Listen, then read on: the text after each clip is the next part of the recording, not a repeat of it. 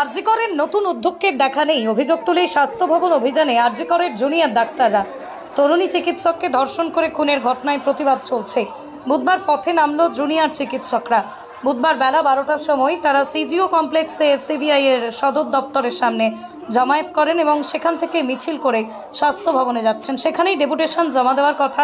তাঁদের অভিযোগ, আরজি করের নতুন উদ্যোগকে দেখা নেই, স্বাস্থ্য ভবনে বসেই কাজ চালাচ্ছেন তিনি। আরজি কর কাণ্ডের মাঝে ইস্তফা দেন অধ্যক্ষ ডক্টর সন্দীপ ঘোষ, দায়িত্ব নেন ডক্টর সুহৃতা পাল, কিন্তু তিনি হাসপাতালে আসেন না বলে অভিযোগ। স্বাস্থ্য ভবনে বসে কাজ চালান, ফলে হাসপাতালের নিরাপত্তা নিয়ে কোনো আলোচনা করা যাচ্ছে না। হাতে নতুন অধ্যক্ষ নিখোঁজ লেখায় প্ল্যাকার্ড নিয়ে পথে নেমেছেন জুনিয়র চিকিৎসকরা। এদিন সিবিআই এর উপর চাপ বাড়ানোর জন্য সিজিও কমপ্লেক্সের সামনে জমায়েত করেন তারা। সেখানেই চলে স্লোগান।